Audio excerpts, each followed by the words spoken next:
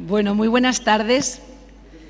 Vamos a dar comienzo a esta sesión 4 de Economía Circular, con un poco de retraso, pero no podemos seguir esperando más. Nos falta algún ponente, pero queremos empezar ya.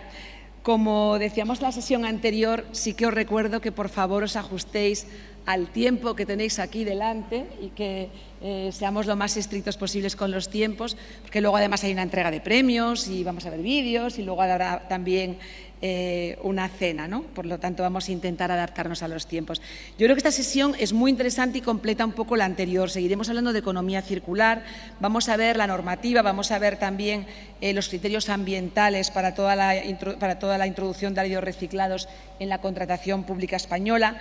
Estamos esperando, muy expectantes, lo que nos cuenta el Project Officer del JRC de la Comisión Europea, Lucas, sobre el fin de la condición de residuo, y hablaremos también de algunas soluciones para la documentación de los residuos. Tendremos después, si llegan a tiempo, que estamos esperando que lleguen algunos de los ponentes, proyectos que yo creo que son muy relevantes. Uno que yo ya he visto algo, que es el del nuevo Spotify Camp Nou, que seguro que os gusta. Hablaremos también de la economía circular del hormigón en Holcim. Se hablará del potencial de nuestras escombreras y veremos también cómo se emplea el árido reciclado en ecomateriales autorreparables. Así que yo creo que no me he saltado a nadie y que vamos a empezar ahora, en cuanto José María venga como moderador. Es él el que os va a reñir, que lo sepáis, no yo, el que os va a llamar al orden si os pasáis de tiempo, y a ver si llegamos al final con 10 minutos para que hagáis alguna pregunta desde la sala y podamos tener un pequeño coloquio de unos minutos, aunque sea. Os agradecemos muchísimo vuestra presencia aquí hoy y agradecemos también la organización del Congreso, que está siendo una oportunidad maravillosa. Así que gracias a ANEFA, gracias a todos vosotros por traernos aquí a Córdoba. No se me ocurre mejor sitio para hablar de áridos, para hablar de economía circular, para hablar de sostenibilidad y lo que queremos para el futuro del sector. Muchas gracias y os dejo ya con el moderador, que como digo es el que va a poner orden, José María, vicepresidente del Comité de Economía Circular de ANEFA. Como dicen los ingleses, the floor is yours. Adelante, gracias.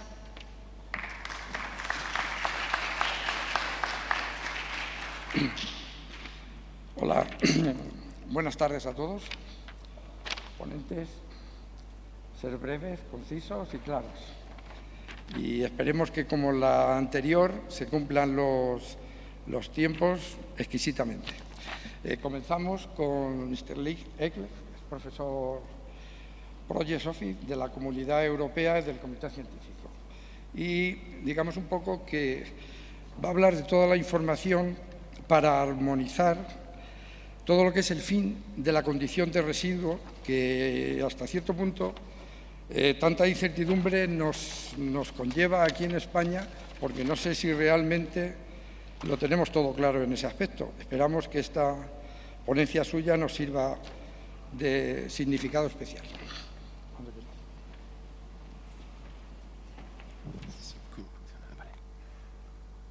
Vale, muchas gracias. Sorry, I start my speech in English. I try to do it in Spanish, but after 4 years, even though my Spanish is not that good, to have a presentation in Spanish, so therefore in English. It's a pleasure for us to be here. We got the invitation from you, and we thought we are located in Seville, so this is so close. We are happy to be here, and we are happy to discuss and to present our topic, what we are working currently on.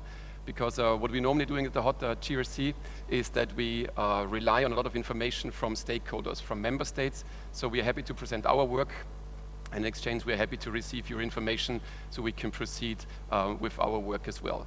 I will present today part of our work. It's called the harmonization of EU-wide end-of-waste criteria for demolition, construction demolition waste. So I will present the current proposal, the current state, because it's an ongoing project.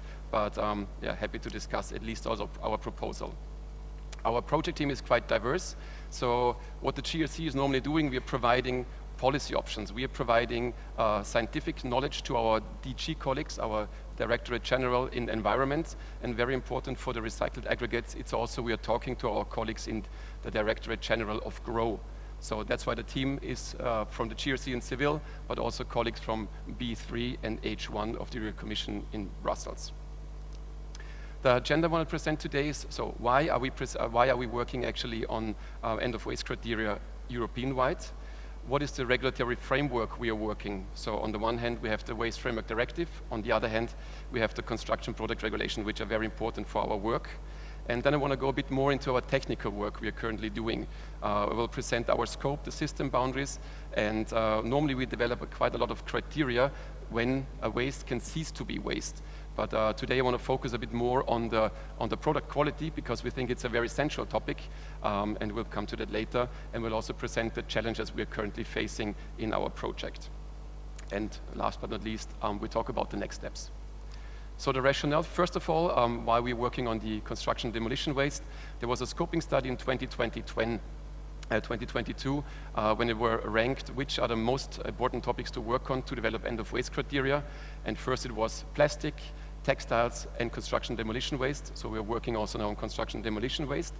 And when we work on this topic, what we normally do, we want to create a certain legal certainty in Europe, because many times we're working on a certain level, we're working with waste, sometimes the operation is in gray area, and with our waste we want to set clear criteria when a waste actually ceases to be waste, and we have a product status, which facilitates a lot in whole over Europe.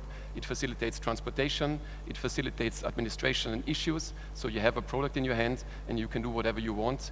And besides, you have a waste, you're in the waste status, it's difficult with some notifications, with some other aspects, to ship, for example, a material around Europe. What we also want to have with the harmonized approach, that you create also a single market. We have many operators in different European countries.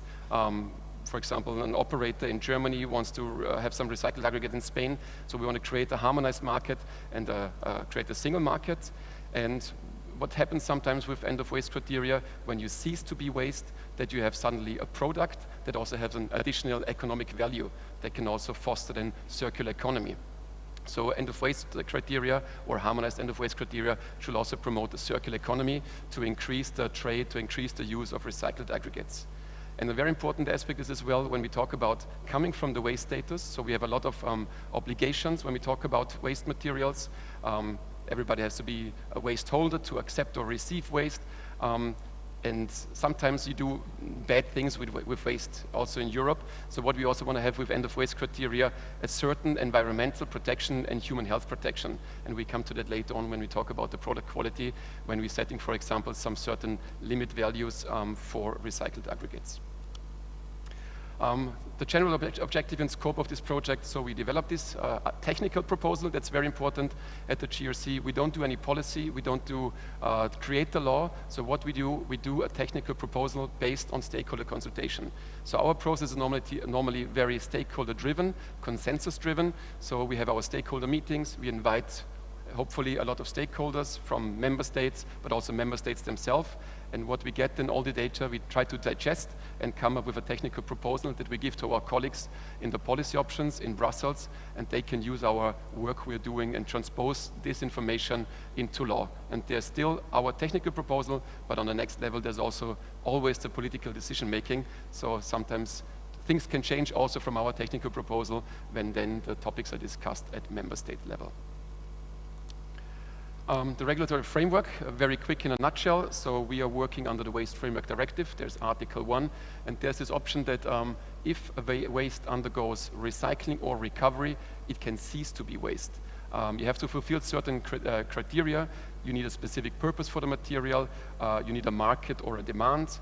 You need technical requirements, existing legislation or standards. And if you want to use the substance or material, you need to fulfill certain criteria on the environmental and human protection, health impacts.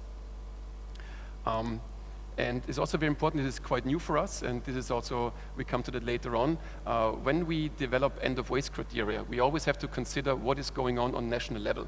And what we see in our work, this is a good sign for us, that 10 member states, for example, have some end-of-waste criteria for construction demolition waste. It helps us in a way, but also gives our work a certain complexity because we have different legislation, and that means different limit values, different expectations, different scope, but we try to get together all this different information in our work. And when we talk about the national end-of-waste criteria, we take the national ones, and sometimes you have just a case-by-case decision for one company. This is something we neglect, so we really take into the consideration only the national implemented end-of-waste criteria, sometimes also regional, for example, Belgium or Flanders or Wallonia. When we develop the end-of-waste criteria, we normally set the criteria for 5 important parameters. So we define what is the allowed input material. We can restrict, we can have positive lists, negative lists. We define what are the allowed treatment processes and techniques. So normally very open on these processes, because most important is actually what quality you can derive from a waste to become a product. And this is also why I want to focus my presentation later on that. And it's also very important to follow a bit the path from the waste to a product. You need a certain quality management system. We define some criteria, what you have to fulfill, if there's an external verifier, certifier. So all this together we bring up in our criteria or in our requirement proposal, and there's also normally what we develop a statement of conformity. If a waste ceases to be waste, is a product, you give it to somebody else that is still somehow traceable, because normally if you work under the waste regime, you need the traceability, so documents are going back and forth, and when you cease to be waste, at least we want to know what is the next intended use, the next application of this material that is now a product. And we normally work on our methodology that was actually developed GRC internally in 2029, and this is actually the basis for our work and also the end-of-waste work, construction demolition waste. I want to show here a small overview about the current situation in European member states. So we have about 10 member states that have already national end-of-waste legislation in place, the red marked. We have some regional ones. We are aware that we have some in Spain as well, Basque country, and I think Castile-Leon. So we also take into consideration these, Belgium, some regional legislation. But you also see on the map, many member states do not have end-of-waste criteria at all. So also an approach is to have a harmonized system that all member states have a certain end-of-waste status as well in the member states. And we also take into account, as I said already before, that not only in our case, not only the finished end-of-waste criteria which are implemented, but we also take some inspiration from other regulations that are in place in member states. For example, Germany has some regulation, we have France with a draft proposal, or Sweden or Norway. It's not really end-of-waste criteria, but they give an indication, for example, on environmental protection layers or criteria or limit values, and also we take this as a source for our work. And as I said before, this is quite challenging. Normally when we develop harmonized end-of-waste criteria, maybe you have 1 member state, 2 member states with existing criteria, but now we have the complexity of 10, and that brings some complexity into our work. And very important, so we do this work for DG Environment, the Directorate General Environment, that has the legal basis to develop end-of-waste criteria, but in this case we have to be very close also to the construction product regulation. As we have recycled aggregates, they are covered by the CPR, and therefore also the construction product regulation is a very important regulation that we have to take into consideration in our work. And now it really gets to the technical part we are currently, so what I present now is a proposal that we're currently working on. We had a stakeholder consultation in June, so we got 70 stakeholders, we got a lot of feedback. I want to present the proposal first, and then discuss some aspects which are important for us, and on which we got quite a complex and critical feedback, and which we have to proceed in our working. So what we normally do when we define the scope and the system boundaries, we try to be very open to include as much as possible of the waste in our work that can cease to be waste. So, but first what we do, we define really the criteria for construction demolition waste recycling. We got some inquiries to do it also on reuse, but I think this market is not evolved. So we focus on recycling of construction demolition waste. And what we also include, we include all possibilities of technical approaches, dry, wet, you have some different technologies. So we are very open on the scope. Every technology that gets to a recycled aggregate can actually be applied.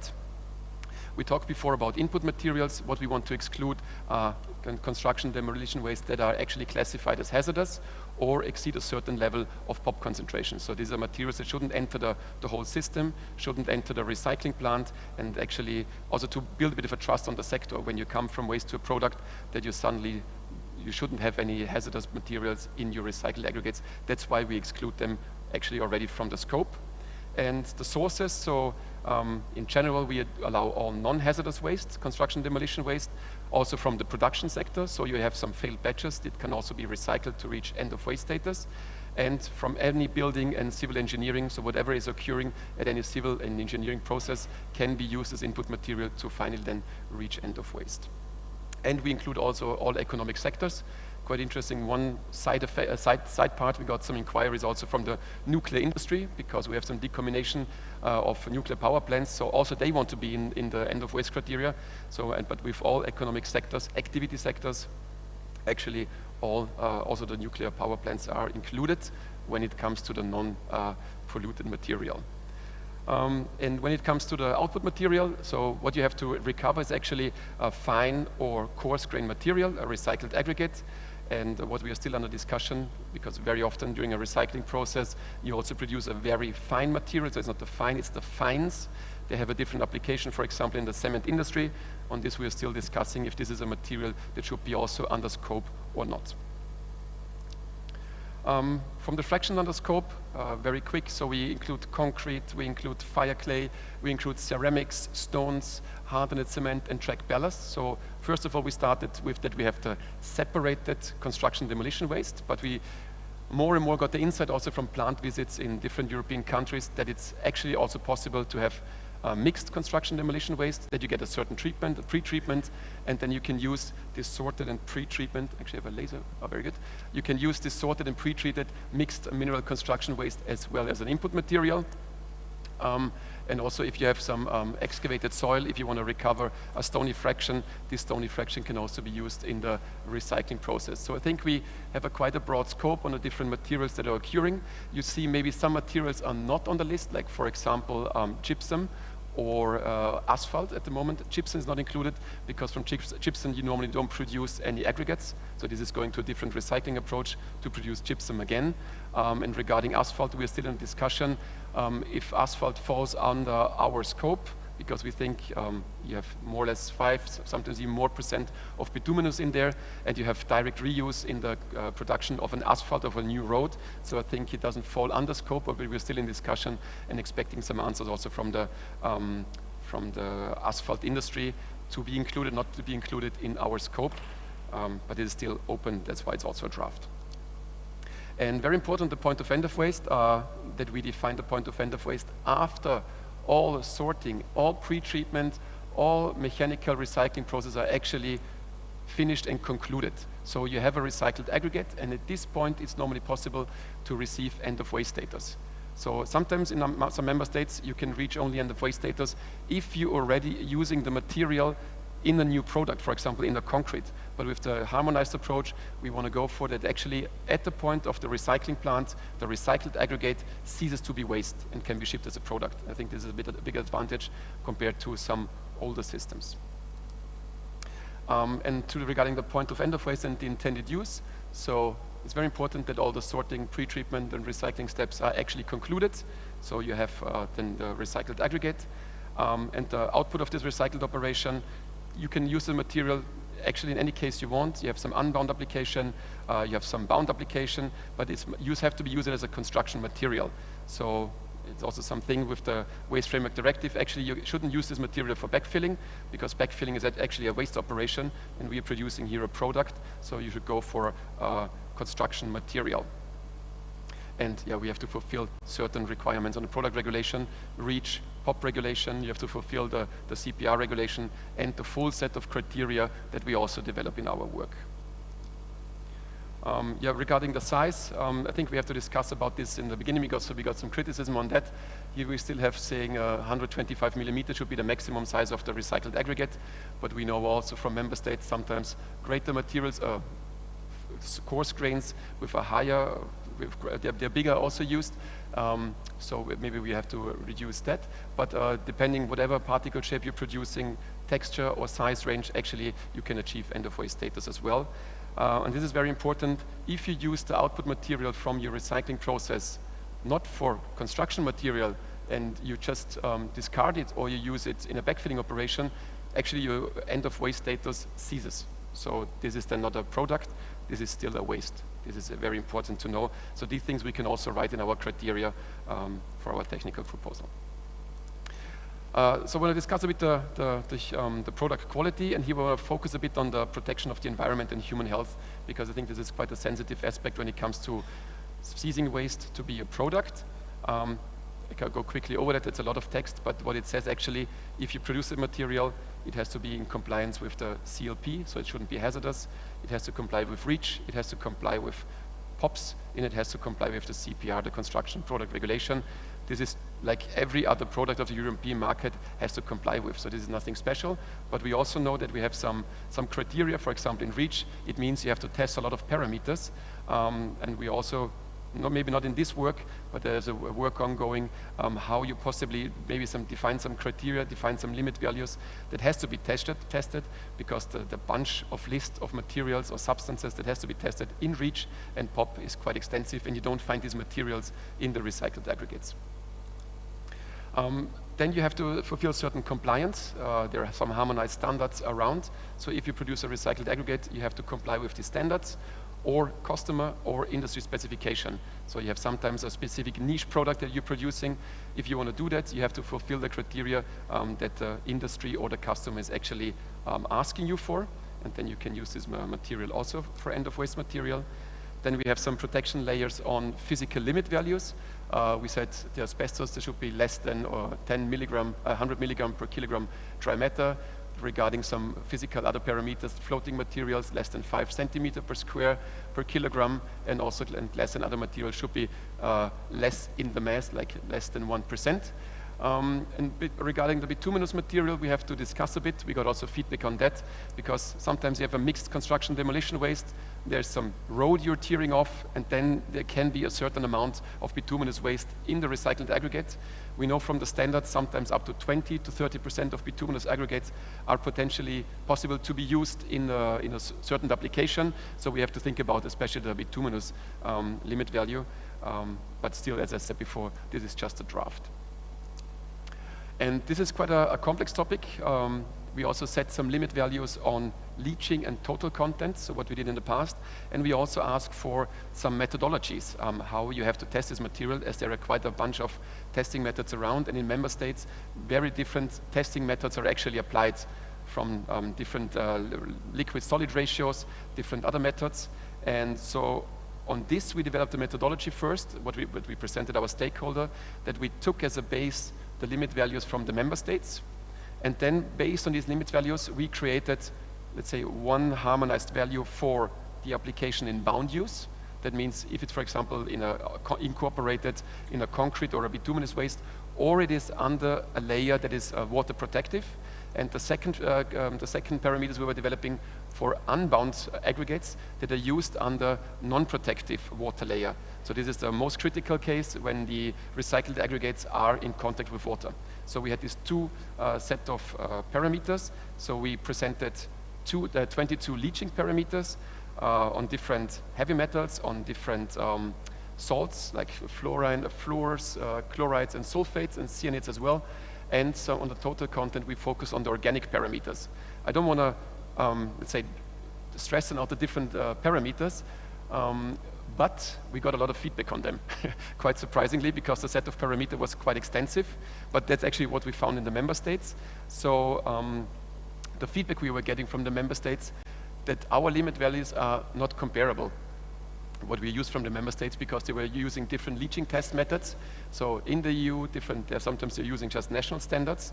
What is also very important that we have a highly diverse geogenic and climatic background situation in the different member states. So mostly, in many cases, the limit values were developed based on a risk assessment, and we should do that also for the European case, but I think this is quite exhaustive, so this is something we cannot do. But we have to also take into the consideration the national situation when we develop the end-of-waste criteria. Then we also have different approaches within the national end-of-waste criteria, because sometimes they have a very broad scope, sometimes they have a very narrow scope, and for example, allow only concrete waste, and then maybe have very limited or very strict limit values. But this we cannot copy-paste on the whole European situation, so we have to be aware on that as well.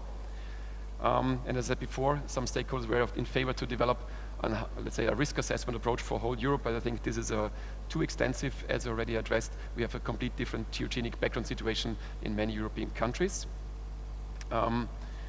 And also we got the feedback not only on the parameters, and also the whole testing method should actually be the responsibility of the member states. Then also the comment we got, reduce the set of limit values. So maybe just take the most important one. And if, for example, member states have some other values that have to be achieved, they can then measure their stricter ones. And I think this was the most important feedback we got. So and based on this feedback, so we got quite a lot of work on that. But I will present later on what our next steps are and how we deal also with this very complex feedback in our case.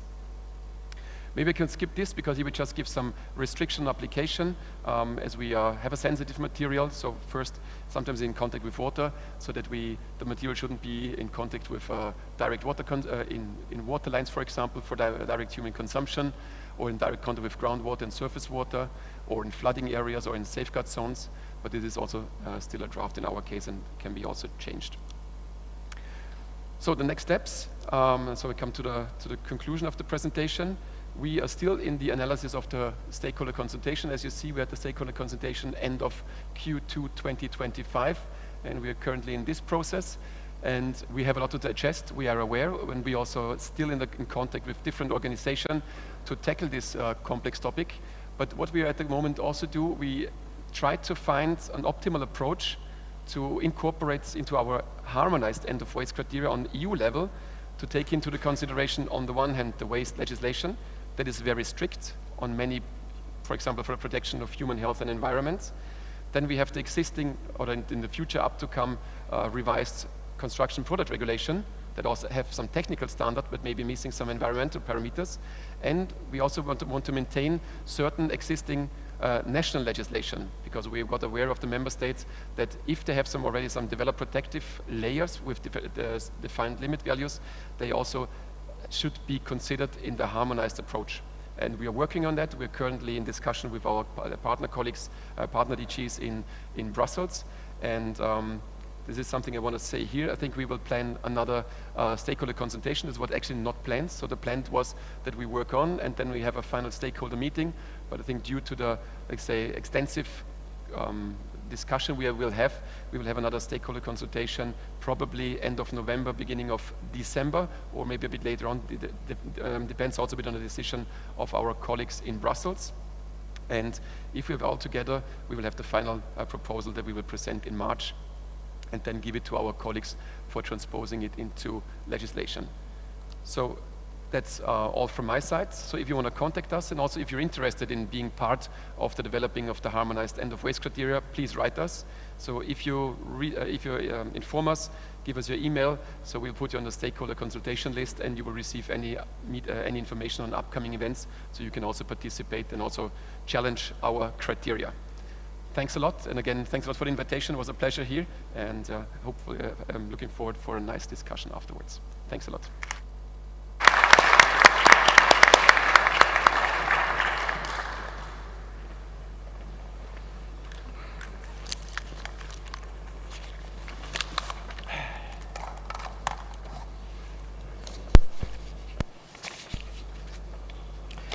Muchas gracias por la presentación. Vamos a cambiar la ponencia de Julio Termenón Delgado, del CEDES, y nos va a poner un vídeo. No sé si los ponentes queremos bajar para ver el vídeo o lo podemos ver bien ahí. Vale, se cambia el formato, incluso lo que es el texto de la ponencia. Va a hablar sobre criterios ambientales para el control de las sustancias peligrosas en los productos de construcción.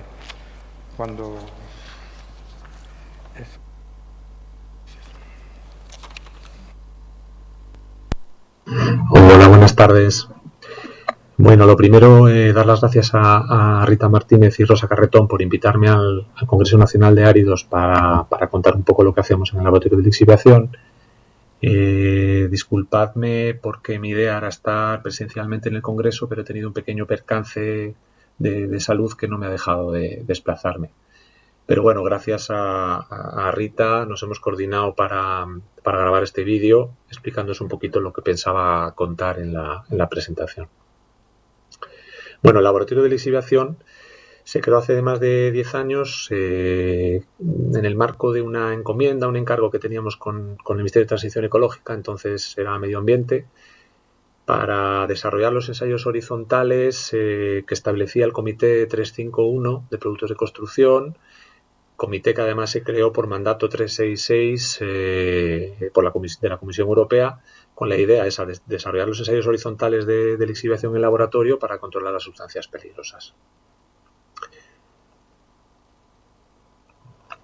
Quería empezar hablando o justificando la necesidad de establecer unos criterios ambientales. Claro, existen varios factores que determinan esta necesidad, ¿no? El Reglamento de Productos de Construcción que se publicó a finales de 2024 ya identifica las sustancias peligrosas como requisitos básicos en el anexo 1 y como características esenciales en el anexo 10, ¿no? Esto ya es un paso importante que obliga a la necesidad de controlar estas sustancias peligrosas en los productos de construcción. Por otro lado, las futuras normas armonizadas de áridos incorporan ya también la necesidad de identificar las sustancias peligrosas en áridos tanto naturales como reciclados o artificiales vía ensayo de lixiviación, ¿no? Dependiendo de la aplicación para la que se establece el árido concreto, será mediante un ensayo de lixiviación u otro, ¿no? También los planes de economía circular que impulsan las administraciones públicas, pues claro, pretenden reutilizar o reciclar un material siempre y cuando cumpla las prestaciones necesarias y ambientalmente no produzca un impacto, y limitar así el depósito en vertedero y reducir el consumo de recursos naturales, ¿no? Y por último, la protección de la salud humana y el medio ambiente pues conlleva realizar estudios de evaluación del impacto ambiental que identifiquen esa presencia de sustancias peligrosas que puedan llegar a las aguas o los suelos. Eso se hace mediante ensayos de lixiviación, como veremos a continuación. Todo ello, como es lógico, conlleva fijar unos criterios ambientales, ¿no? Unos criterios ambientales que permitan validar un árido reciclado, pero que además contemplen los escenarios de uso, por decirlo de alguna manera, ¿no? Las condiciones reales de exposición del material, si el uso del material va a ser ligado, no ligado, si se va a aplicar en una capa o en otra, con cobertura o sin cobertura, es decir, criterios ambientales que contemplen todos los escenarios posibles de uso. Esto conlleva controlar las sustancias peligrosas. Bueno, ¿cómo se integra el control ambiental dentro de la caracterización de los productos de construcción? Bueno, pues por una parte, siempre se ha enfocado el material, como es lógico en un principio, pues desde el punto de vista de sus prestaciones mecánicas, ¿no? Estas prestaciones mecánicas las fijan las administraciones, estamos enfocándolo aquí a carreteras, las administraciones de cada carretera, ¿no? O sea, el Ministerio de Transporte, comunidades autónomas o diputaciones, que desarrollan una normativa técnica donde se fijan unas especificaciones y, por lo tanto, unos límites que debe de cumplir el material como en sus prestaciones mecánicas para darlo por bueno, ¿no? Esto, claro, hay que verificarlo en laboratorio mediante unos ensayos de prestaciones, como pone ahí, por ejemplo, sensibilidad al agua, de mezclas bituminosas, módulos, fatiga, etcétera, rodadura, que en definitiva unos requisitos técnicos que hay que verificar en laboratorio y ello conlleva realizar una caracterización mecánica completa de todo el material, ¿no? Que esto se realiza en el laboratorio de materiales. Esto sería condición necesaria para dar por bueno un material, pero no suficiente, ¿no? También habría que añadir una caracterización ambiental del material, porque el material al final tiene que también cumplir unos requisitos ambientales. Estos requisitos ambientales vienen fijados por el Ministerio de Transición Ecológica o las comunidades autónomas que a raíz de la Ley 7/2022 también tienen competencia para la declaración de fin de condición de residuo, declaración de subproducto, etcétera, que establecen también unos criterios ambientales que tiene que cumplir ese material. Esto se verifica en laboratorio mediante ensayos de lixiviación que veremos ahora. Hay de diferentes tipos en función del uso del material y que los voy a explicar a continuación. Por lo tanto, una caracterización global del material conllevaría estudiar la parte mecánica y la parte ambiental.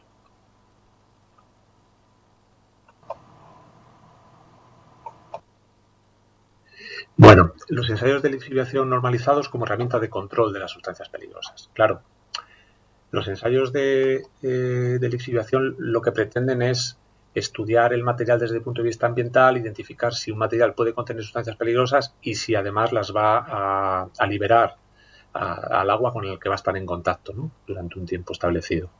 Son ensayos lógicamente normalizados a través del Comité 351, como comentaba al principio, de evaluación de la liberación de sustancias de productos de construcción.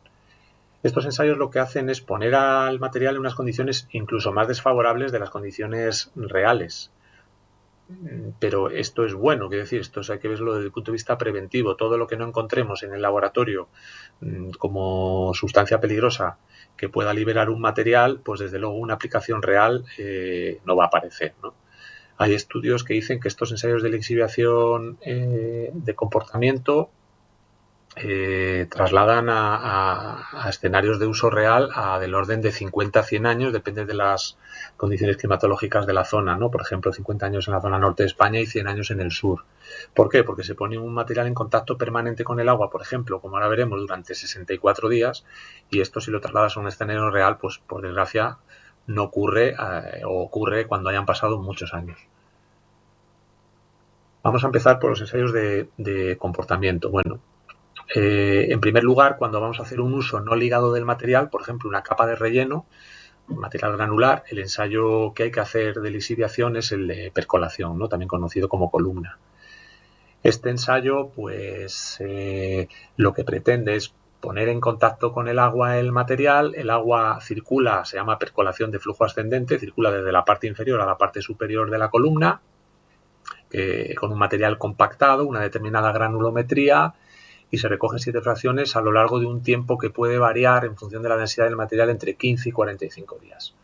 Esas 7 fracciones que se recogen están relacionadas con distintas relaciones líquido-sólido, desde 0,1 litros kilo a 10 litros kilo de materia seca. El resultado de este ensayo de lixiviación se expresa en miligramo de componente por kilo de materia seca. También permite esta norma identificar los mecanismos principales de lixiviación, que en este caso suelen ser lavado y solubilidad. Como digo, son métodos normalizados, ahí podéis ver las normas. Hay una del Comité de Productos de Construcción, como os decía, y también existe otra del Comité de Residuos. Por otro lado, tenemos el ensayo de lixiviación cuando se va a hacer un uso ligado, es decir, sobre un material monolítico. Claro, no tiene mucho sentido cuando vamos a colocar el material ligado, por ejemplo, con un betún, una mezcla bituminosa, triturar el material y hacer el ensayo de lixiviación de percolación, porque tiene que ir enfocado al uso, ¿no? Lo que tiene sentido es utilizar, seleccionar el ensayo de lixiviación específico según el uso que vamos a hacer del material. El ensayo en este caso se conoce como tanque o DSLT, que viene del inglés Dynamic Surface Leaching Test, es ensayo en superficie dinámica. Este ensayo lo que hace es poner en contacto permanente el material con el agua durante 64 días, a lo largo de los cuales se recogen 8 fracciones del luato. Se expresa en este caso en miligramos por metro cuadrado de superficie de la probeta, y también se pueden identificar los mecanismos principales de lixiviación, que en este caso suelen ser difusión o disolución. Existen 2 normas, una también del Comité de Productos de Construcción y otra del Comité de Residuos. Por otro lado, tenemos otros métodos de lixiviación sobradamente conocidos, como son el ensayo de conformidad, volteo, conocido también como volteo o por lotes, que claro, este ensayo es un ensayo que se suele utilizar en plantas para controles intermedios, ¿no? Controles intermedios en planta, ¿por qué? Porque es un ensayo que dura solamente 24 horas, pero el problema que tiene es que es eso, tiene una información limitada. No podemos dar por bueno un material que solo lo vamos a evaluar desde el punto de vista de la lixiviación durante 24 horas, porque hay elementos de liberación rápida, pero también hay otros elementos de liberación muy lenta, ¿no? Entonces es un ensayo que puede verificar parámetros del de percolación, pero que no se puede utilizar en sí solamente para caracterizar un material. Y por otro lado también está el de dependencia de pH. Bueno, dependencia de pH es un ensayo complementario que lo que trata de estudiar es que si en las condiciones reales de exposición del material tenemos pHs diferentes al neutro, como es el agua desionizada, establece unos pHs entre 2 y 12, o sea, muy extremos, tanto en ácido como en básico, y por si acaso en el terreno donde vamos a utilizar una aplicación, ver cómo varía la lixiviación en función de estas diferencias de pH del terreno, ¿no? Es un ensayo un poco que aporta información complementaria. Y por último, el análisis de luatos, es decir, una vez que hemos recogido el luato es, digamos, el lixiviado en condiciones controladas de laboratorio, y el lixiviado sería en una aplicación real, por ejemplo, de una carretera. Claro, con los eluatos que recogemos de los ensayos de lisivación, ¿qué hacemos con ellos? Identificar su composición química. Cationes por espectroscopía óptica y aniones por cromatografía iónica, ¿no? Estas técnicas instrumentales son muy sofisticadas y permiten obtener límites de detección muy bajos de hasta 0,1 parte por billón. Se pueden medir 70 con el espectrómetro, con el ICP se pueden medir 70 elementos de la tabla periódica, es decir, permite cuantificar muchos elementos que luego esos resultados habrá que contrastarlos con la normativa ambiental que les aplicara, ¿no? Y cromatografía iónica que se utiliza para la determinación de aniones. Con esto tendríamos, digamos, una fotografía de la contaminación inorgánica que está presente en esos materiales que estamos estudiando. Quedaría, por otro lado, también la parte orgánica, que se caracterizaría mediante otro tipo de técnicas instrumentales, ¿no? Que tengamos en cuenta que nosotros nos hemos especializado en la parte inorgánica de contaminación de los materiales por lixiviación. Bueno, algunos ejemplos de resultados de lixiviación. Podemos ver aquí, pues, por ejemplo, hemos ensayado árido asfalto recuperado, ¿no? Áridos procedentes de asfalto recuperado, de RAP, áridos naturales también. En general, aquí veis enfrentados los valores obtenidos por lixiviación frente a los límites de vertedero, ¿no? Que a día de hoy es lo que tenemos en España de aplicación. En verde cuando cumple los valores de inertes, en naranja cuando cumple los valores de no peligrosos y en rojo cuando cumple los límites de peligrosos. Perdón. A la derecha también puedes ver otros materiales que hemos ensayado, como árido natural pórfido, en escoria de fundición del cobre, escoria de acería de horno de arco eléctrico, escoria de incineración de residuos sólidos urbanos o un RCD mixto, ¿no? Como podéis ver, algunos elementos que son significativos. El antimonio es un elemento que aparece con bastante frecuencia y que no cumple los límites de vertedero de inertes. Y también en algunos casos la escoria de incineración de residuos sólidos urbanos es un material que es de los más contaminantes, ¿no? Se pueden apreciar bastantes elementos que superan los límites de inertes. Cuando analizamos los valores de la fracción 7, porque la tabla de arriba lo que refleja es el primer valor de la percolación, que es el único límite que establece la normativa de vertederos, ¿no? En cambio, hay otros países como Holanda que sí que ya establecen los valores límite para la percolación al final del ensayo, ¿no? Para la fracción 7 acumulada. En este caso, podemos ver que el RAP sí cumpliría en la fracción 7 para los límites que aplican en Holanda, ¿no? En el decreto de calidad del suelo. Y el árido natural, como es lógico, también, ¿no? Nunca tenemos que dejar de perder de vista el analizar también los áridos naturales, porque son un poco como la referencia. Cuando vas a sustituir un árido natural por un reciclado, tienes que ver qué valores de lixiviación tiene el árido natural para tomarlos como referencia, como si dijéramos como blanco. Para no irme mucho del tiempo, quería poner también algunos ejemplos del estado de lixiviación, el DSLT, ¿no? Para usos ligados. Bueno, aquí también enfrentamos los valores obtenidos. Esta era una mezcla bituminosa con un 80% de RAP y 20% de árido natural, frente a los valores límite de Holanda, que también es, de hecho, el único país que regula los usos ligados, que tiene valores límite, digamos, para uso ligado, como este caso, una mezcla bituminosa.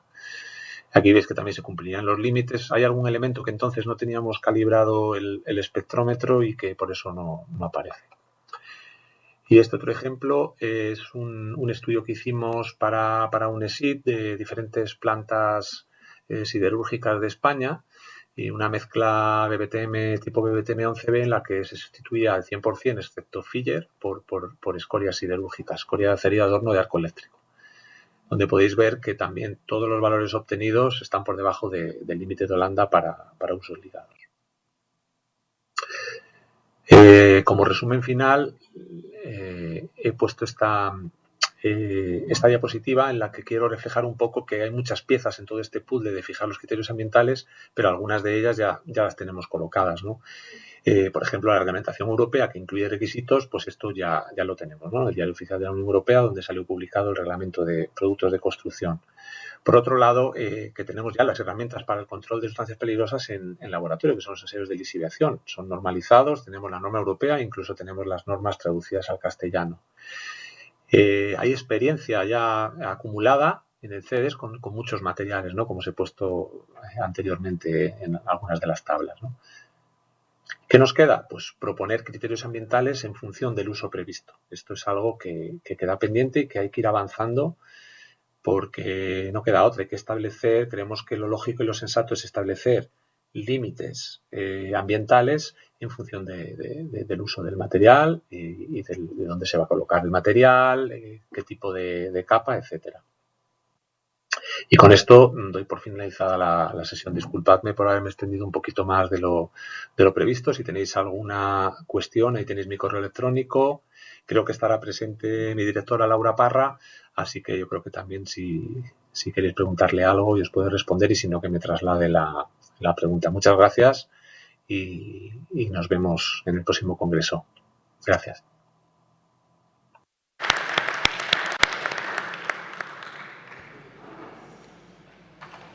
Un poquito más largo de lo normal. A continuación presentamos a Rita Martínez, la responsable de Economía Circular en ANEFA. Nos hablará de la normativa, de la gestión de residuos. Como información, nosotros en nuestra cantera de Campo Quintana llevamos más de 15 años produciendo árido natural y árido reciclado. Y con la valoración rellenamos el hueco minero, como muy bien María en la sesión anterior ha defendido en Oviedo. Siempre hemos hablado con ella sobre la normativa, siempre hemos comunicado con ella porque el producto que sacábamos se cumplía y gracias a ella nosotros creemos que producimos un buen árido reciclado. Rita, tú eres doctor. Casi mejor no hablar y no meter la pata ya me quedo aquí con esto. Bueno, pues a mí me toca lidiar una plaza difícil que es hablar de normativa y normativa de residuos, o sea que voy a intentar hacerlo lo más ameno posible porque la verdad es que es un tema arduo y es un tema pues, que llevamos mucho tiempo debatiendo y la verdad es que es una pena. De hecho, iba a empezar con esta diapo, pero yo creo que es como el tercer evento que la pongo y la iba a quitar, pero luego he pensado, ¿por qué la quito si es que no ha cambiado? Esto también es un mensaje, ¿no? O sea, que tengamos 3 eventos con esta misma diapositiva y que no haya cambiado, pues tiene su lección también. ¿Y por qué tiene su lección? Pues porque tenemos todavía el Plan Estatal Marco de Residuos sin aprobar la nueva edición, el nuevo trienio. Tenemos también, bueno, la Estrategia de España Circular, ya preveíamos que fuera para más larga duración, pero tenemos también el segundo Plan de Acción de Economía Circular sin publicar. Gracias a Dios yo me he quedado con la presentación de Lucas con esa fecha 2026. Ignacio, para el próximo Congreso de RCD tenemos fin de condición de residuo europeo. 26 exposición pública, efectivamente 27. Es una buena noticia. Yo, por mí, ya se podía acabar el Congreso. Y efectivamente tenemos pues, algunos aspectos que deberían de desarrollarse con base a la Ley 7 de 2022 pendientes de desarrollo. Es decir, que la foto, por lo menos a nivel europeo van avanzando, estatal, está bastante parada. No así es el caso de la normativa autonómica que nos vamos a centrar, aunque sea brevemente. Mi idea es recortar un poco de tiempo y así agilizamos la sesión. Entonces, me voy a meter simplemente en lo que sería normativa a la hora de regular, mejorar la generación del residuo, a la hora de tratar el residuo y establecer ese famoso fin de condición de residuo que nos lo vamos a tatuar todos, y a la hora de poner en obra, con políticas de compra pública ecológica y pliegos técnicos, que alguna novedad ha habido y no es poco. Continúo rápido, Real Decreto 105 del 2008. Lo conocéis todos los que os dedicáis a si estáis en estas salas porque lo conocéis, así que no tengo ningún interés en pasar con demasiado detalle por él. Simplemente era un Real Decreto muy innovador en su momento, en el año 2008, que lo que establecía era pues, un mecanismo para exigir una determinada fianza a los constructores. Esta fianza debía de exigirse por parte de los ayuntamientos y esto no me atrevo a calificar la aplicación y la implantación de este Real Decreto a pesar de que es tan antiguo. Y es que pues, muy pocos ayuntamientos lo están aplicando, los que lo aplican no saben cómo aplicarlo, no saben si la fianza que está pidiendo ese constructor es una fianza adecuada, estableciendo ese constructor es adecuada, no es adecuada, con lo cual, ante la incertidumbre, no se está llegando a aplicar. Este Real Decreto, el Ministerio se puso a revisarlo, pues yo os diría que sería aproximadamente en 2019, pidió consulta a las comunidades autónomas y aquí se ha quedado un poco en el limbo. Pero es absolutamente necesario que se desarrolle, absolutamente necesario. Fijaos, ¿qué aporta este Real Decreto 105? Y aspectos por los que sigue siendo útil. Primero, que establece este marco común básico, establece esta jerarquía de residuos que estaba recogida en la propia directiva de residuos y en la ley de su momento de residuos, y establece esa puerta abierta a esas exigencias locales. ¿En qué se nos ha quedado corto hace mucho tiempo? Efectivamente, tenemos un cumplimiento dispar en cuanto a las comunidades autónomas. La digitalización y la trazabilidad no está establecida y es algo necesario, y hay comunidades autónomas que lo están haciendo muy bien. La trazabilidad entre la generación del residuo, el tratamiento del árido reciclado y la puesta en obra. Si lo puede hacer una comunidad autónoma, lo pueden hacer el resto. Se nos ha quedado absolutamente obsoleto en lo que serían los mecanismos de selección, las obligaciones en cuanto a selección y demolición selectiva. La Ley 7 de 2022 ya establece, pues no recuerdo si es desde el año 2022, ya una segregación en origen. Las obras que se construyan deben tener tantos contenedores como sean necesarios, y esto nos sigue viniendo a las plantas de gestión de tratamiento de RCDs, nos sigue viniendo mezclado. También la demolición selectiva desde el año 2023, y esto todavía no es una realidad. El futuro Real Decreto 105 tiene que incluir medidas de fomento para que este tipo de operaciones se hagan correctamente. No está adaptado al protocolo de gestión de RCDs europeo, aspecto súper interesante. El País Vasco, por ejemplo, en su momento sí que incluyó aspectos de este protocolo, como puede ser las auditorías previas a la demolición o la figura propia del técnico ambiental de obra que se encargue de este tipo de materiales, de este tipo de gestiones. Y bueno, tiene algunas otras carencias, como por ejemplo que no desarrolla de manera adecuada lo que sería una operación que diferencie la valorización del vertido. Sí que establece que se pueden utilizar residuos para valorizar en el hueco minero, no como vertedero, pero no desarrolla cuál es la diferencia entre ambos aspectos, que también debería de incorporarlo. Y por supuesto tampoco establece ningún tipo de condicionante ambiental, que ya, bueno, pues después de la sesión de Lucas y de Julio, pues ya sabemos que es absolutamente necesario. Mirad, vamos a dividir un poco, este es el panorama nacional que tenemos. En cuanto al fin de condición de residuo de los áridos reciclados, ¿cuál es nuestra realidad en este momento? Que Galicia está preparando su propio fin de condición de residuo en base, con unas condiciones ambientales, en base a concentraciones, no valores de lixiviación por volteo ni por columna, en base a concentraciones, y no ha cambiado. Yo tengo una versión de documento de trabajo. Tenemos al Principado de Asturias, que elaboró una guía, no es un decreto autonómico, pero es una guía que está publicada en boletín, o sea que su peso tiene, que sí que tiene valores ambientales, aparte de requisitos técnicos, valores ambientales de ensayo por volteo. Tenemos al País Vasco, que fue uno de los innovadores, Lucas lo sabe, que fueron uno de los innovadores en el año 2015 y que están revisando su decreto para aportar un poco de la seguridad jurídica que ahora mismo, ya después de 10 años de rodaje, sabemos que podemos innovar. Tenemos Navarra en un documento también borrador, todavía sin, perdón. Vale, que se me voy de cámara, es que si no, no veo. Tenemos a Navarra con una guía que todavía está sin publicar, pero es una guía que establece los criterios y condiciones del fin de condición de residuo de los áridos reciclados para uso en espacios degradados. Yo lo siento, pero como minera me niego a hablar de un hueco minero como espacio degradado. Será antropizado, lo llamemos como queramos, pero degradado suena un poco como violento. Pero bueno, esta guía de Navarra establece que podemos usar estos materiales, requisitos ambientales y técnicos para usar estos materiales. Tenemos, Emily, tenemos ahí, mira, te he puesto ahí este documento que empezamos a trabajar, a ver si le pegamos el empujón en Valencia, porque también tenemos un documento embrionario que era muy bueno. Es de los que más me siguen gustando. Tenemos Madrid con un decreto de fin de condición de residuos, requisitos técnicos exclusivamente, no incorpora ambientales. Y tenemos Castilla y León, que ya tiene su propio decreto autonómico con requisitos técnicos y ambientales. ¿Qué pasa con este decreto autonómico de Castilla y León? Que establece unos condicionantes técnicos para el árido reciclado, para usar en obra, y otro para el RCD utilizado en valorización en hueco minero. Pues no lo sé, si hay que tener diferente criterio para dos operaciones que son pues casi las mismas. Y Cataluña, que lo tiene sin condicionantes ambientales. Fijaos, procedentes de escorias. Pues lógicamente toda la cornisa cantábrica, que son los que tenían inicialmente este tipo de instalaciones, y un fin de condición de residuo que el Ministerio no termina de publicar de escorias negras. Este es novedosísimo, no sé si lo conocéis. Este es un fin de condición de residuo del País Vasco para los residuos de incineración. Ya no hablamos ni siquiera de residuos urbanos, no hablamos ni siquiera de residuos de biomasa, o sea, para todo tipo de residuos. O sea, maravilloso cómo el País Vasco pues es valiente y avanza. No sé si, bueno, pues se meterá la pata o no, pero si se mete la pata se rectifica, pero van desarrollando normativa. Y luego, pues muy rápido voy a pasar por los decretos de uso de árido reciclado. Tenemos una infinidad de guías. Esta que veis abajo, ya que estamos en Andalucía, pues es una de las primeras de la Junta de Andalucía, en el que se establecía catálogo de firmes y secciones. Oye, pues si la capacidad aportante, porque es un árido mixto, resulta que no es tan buena como si fuera un árido natural, pues aumentamos la sección.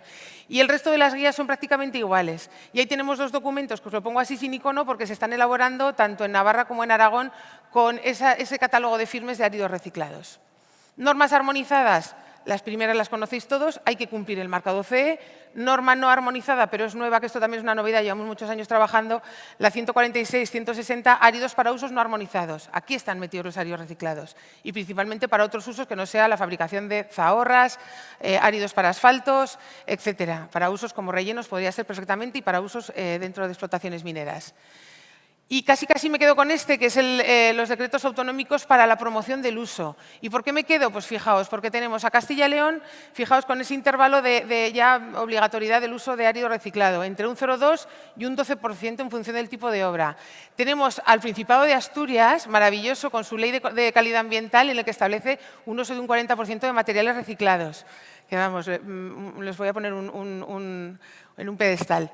Tenemos a Cataluña, que fue uno de los pioneros con la obligatoriedad del 5% de árido reciclado en obra pública. Y luego tenemos esta guía que, como os pasaremos las presentaciones, la vais a tener aquí y si no, os la quedáis, lo que sería el título, que es el Catálogo de Prescripciones Técnicas Ecológicas que ha elaborado ahora mismo el MITMA y que es interesantísimo porque incluye todos estos aspectos, ¿vale? Que van a mejorar, sobre todo, pues, aspectos como la durabilidad del firme, un nuevo estudio dentro de obra que evalúe y valore los materiales que se van a utilizar, si son sostenibles o no sostenibles, qué porcentaje de reciclado se utiliza en obra, si no se utiliza, el por qué. Esto es una directriz nueva del MITMA para utilizar en sus obras públicas. Así que esto es un poco como conclusiones, revisión de normativa, colaboración público-privada, tenemos que entendernos, tenemos que establecer estos foros de ciencia en el que podamos hablar y urge un poco establecer estos criterios que, bueno, no me quedo con el 2027 y esa va a ser mi principal conclusión, de que si al final no nos ponemos de acuerdo un poco en las comunidades autónomas, pues Europa, con las salvedades que sean necesarias, habrá otro tipo de estudios, salvedades, en función de del propio entorno característica de la comunidad autónoma, pero que haya un fin de condición de residuo armonizado. Y muchas gracias.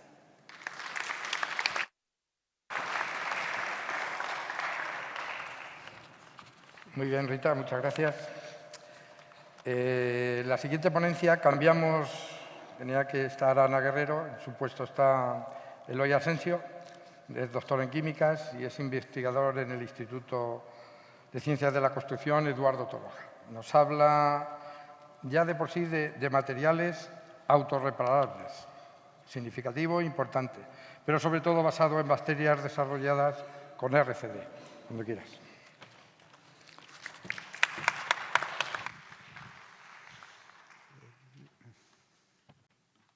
Nada, tranquila. Bueno, buenas tardes. Sí.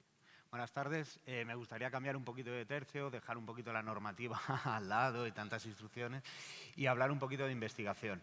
En nuestro caso, como bien han introducido, me gustaría hablar de hormigones autorreparables basados en la incorporación de bacterias y que además vamos a intentar aumentar la sostenibilidad de este tipo de morteros y de materiales con la incorporación de áridos reciclados. En la primera diapositiva les muestro el esquema que voy a seguir a lo largo de toda la presentación, donde me gustaría comenzar con una introducción en la que sí me gustaría recalcar que los materiales base cemento, si bien son los materiales de construcción más empleados, tienen limitada durabilidad en determinados ambientes agresivos. ¿Esto qué puede provocar? Pues imágenes como las que vemos en la pantalla, que estamos acostumbrados a ver en nuestras ciudades y que pues, no nos gustan y queremos evitar. ¿Qué ocurre? Que esta problemática de la limitada durabilidad pues, obliga a actividades de intervención, de rehabilitación e incluso, en los casos más extremos, la demolición y la sustitución por estructuras nuevas. ¿Esto qué conlleva? Pues un aumento en el consumo de materiales, en los costes e incluso discontinuidades en los servicios.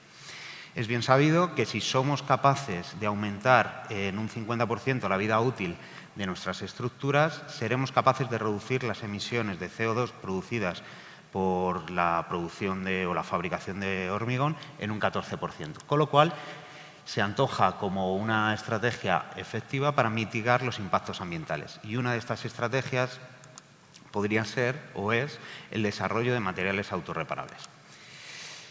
En cuanto a estos materiales, son materiales inteligentes, podemos llamar, que son capaces o tienen la capacidad de sellar fisuras incipientes en el material para impedir la entrada de agentes agresivos y con esto que disminuya su durabilidad. Dentro de las tecnologías de materiales autorreparables, una de ellas es la reparación autónoma, que se basa en un comportamiento inherente al material, en un esquema muy sencillo que se muestra en pantalla. Nuestro material va a estar aditivado con una serie de materiales, pueden ser bacterias, pueden ser cápsulas, que están en modo latente hasta el momento en el que se produce un cambio en la matriz cementante debido pues, a esa fisuración y la entrada de agentes a la matriz, como puede ser el agua, CO2 o cualquier otro tipo de sal. En ese momento, el agente libera el material sellante y se sellan las fisuras. Por ejemplo, en la imagen se muestra, en este caso, un material que está compuesto por una cápsula. Esa cápsula ha liberado ya el material sellante. Como ejemplos, ¿qué tamaños de grietas somos capaces de sellar con este tipo de tecnología? Pues podemos llegar casi hasta el milímetro de grosor con el microencapsulamiento de bacterias. Es por esto que el objetivo que me gustaría presentar o que se busca con esta investigación es desarrollar un mortero que sea más sostenible con una reparación autónoma basada en bacterias. ¿Y cómo vamos a llegar a este objetivo?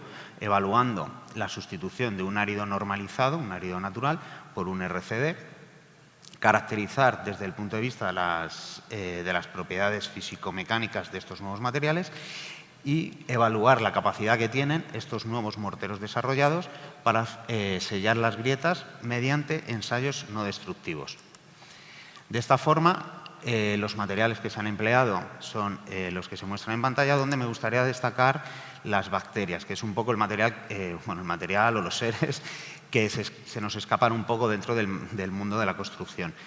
La Sporosarcina pasteuri y las Bacillus cereus y subtilis son 3 bacterias que se seleccionaron por la posibilidad o facilidad que tienen en vivir en medios en pHs alcalinos, pHs típicos de una matriz cementante. Este tipo de bacterias se sintetizaron desde la inoculación en una placa Petri por diferentes pasos hasta obtener esos pellets en sus medios de cultivo, que serán los que nosotros empleemos en la fabricación de nuestros morteros. ¿Qué procedimiento experimental? Pues desde una investigación básica en unas pastas de cemento, que vamos a tener pastas de referencia y unas pastas con bacterias en las que incluiremos los medios de cultivo y estas bacterias, estudiaremos sus demandas de agua, sus fraguados, cómo influye la incorporación de bacterias. Pasaremos a un nivel más, estudios en morteros normalizados. Queremos saber no tanto el material, sino cómo influye la bacteria en este tipo de materiales.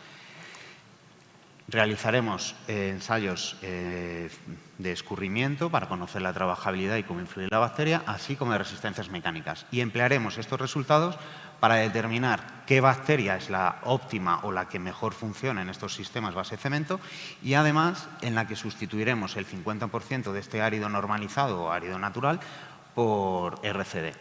¿Cómo vamos a hacer? Pues en un cuarto paso vamos a evaluar esa autorreparación mediante el esquema que se muestra en pantalla.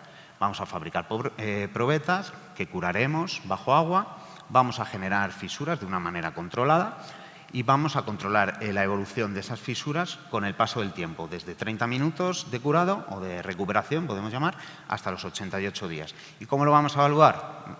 Por metodologías no destructivas, como la microscopía óptica o la absorción total de agua. De esta forma, en cuanto a los ensayos en pastas, se muestra en la tabla que la incorporación de bacterias no influye en el agua de consistencia normal, se requiere el mismo agua para amasar unos morteros u otros, pero sí que se ven afectadas los tiempos de fraguado. Las bacterias, por esa influencia del caldo de cultivo, aumenta tiempos de fraguado. En el paso en morteros se observa que tenemos unas trabajabilidades, unos escurrimientos muy similares, pero sí que se observa una disminución de las densidades debido a las bacterias.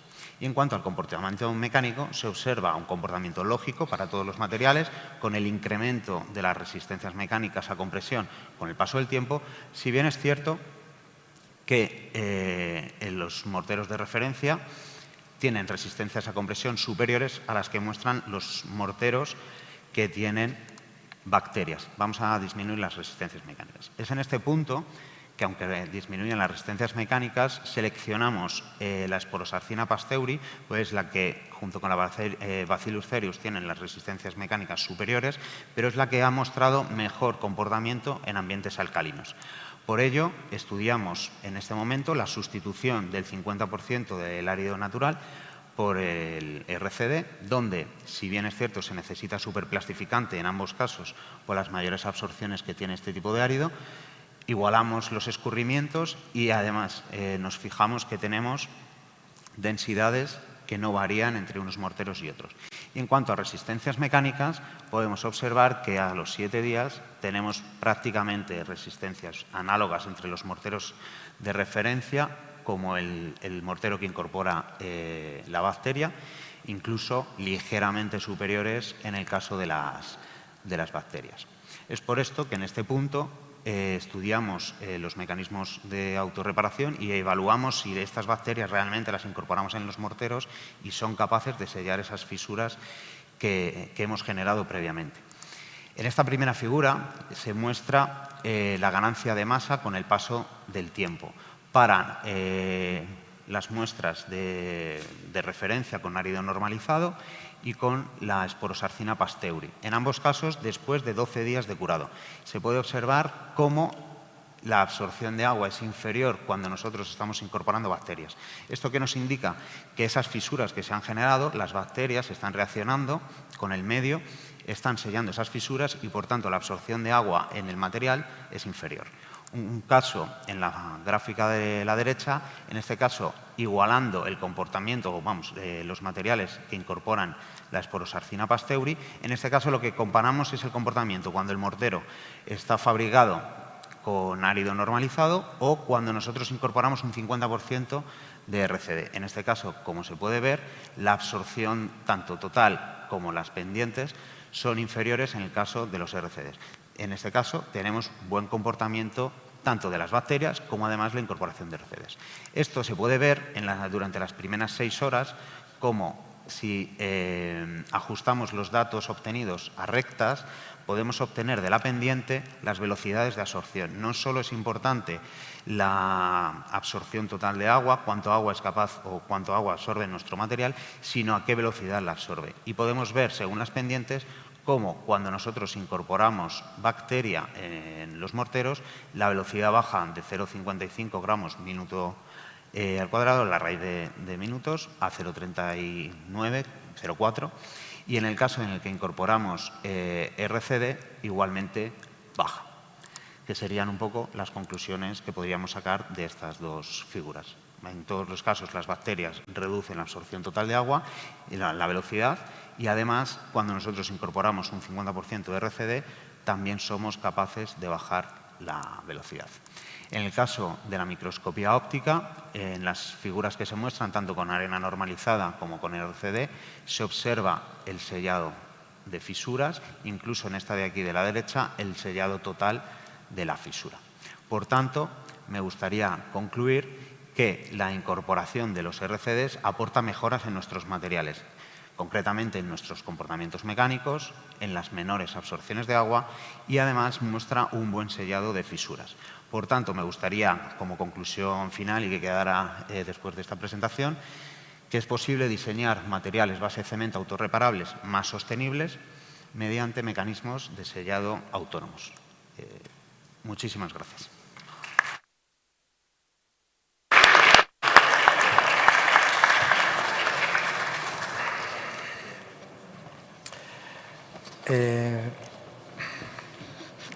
Carles. Bueno, pues nada, ya está, perfecto, pues no pasa nada. Bueno, pues perteneces a Cementos Molín. Sí. Nos vas a hablar del Barça, pero creo que del estadio, ¿no? Del estadio, sí. Al que elevas un poquito la circularidad y sostenibilidad del nuevo estadio del Barcelona. Pues puede usar, ¿no? Perfecto. Hola, hola. Mejor igual el de mano. El de mano. ¿Cuál? El mando... ¿Dónde lo tiene el compañero ahí a la izquierda? ¿Dónde está? Te mando la diapositiva. Te mando la diapositiva que me tiene. Te mando. Pasado de diapositiva. Detrás del ordenador. Vale, vale. Te voy a copia. El resto, ¿no? ¿Qué es el Next, supongo? Sí. Mariana habla primero, luego yo me he puesto en uno y en dos. Te requisemos. Vale, buenas tardes. Mi nombre es Carlas Boguñá, soy ingeniero técnico de minas y trabajo para la empresa Molins. Venimos a hablar del tema de la circularidad y la sostenibilidad de la construcción del nuevo campo del Barça, el Spotify. Primero de todo, ¿quiénes somos Molins? Molins es una empresa pues, del año 1928, se creó, es una empresa catalana del mundo del cemento y ya con casi 100 años de historia. Empezó como cementera, pero actualmente pues, fue creciendo, fue distribuyéndose por todo el mundo y creando empresas pues, consumidoras de cemento. Actualmente pues, tenemos estas 6 divisiones o negocios, que sería la cementera, la Concrete and Aggregates, áridos, hormigones, morteros, la Procast Solution serían prefabricados, tema de morteros especiales y de resinas. Después tenemos tema de mobiliario urbano y también lo que es la economía circular.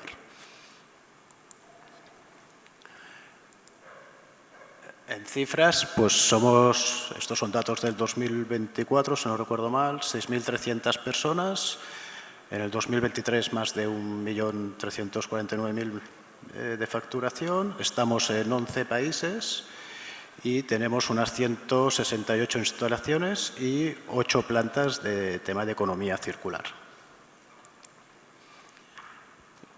Los atributos de nuestra empresa, pues tema de economía circular, sobre todo tema de combustibles alternativos, tema de menor huella de carbono. Estamos en buscar el hormigón neutro que en carbono para el 2050 y con un objetivo en el 2030 de reducir en un 20% las emisiones respecto al 2020. Y salud y bienestar, pues estamos pues, en los entornos de trabajo más saludables. La economía circular en Molins. Os paso un vídeo.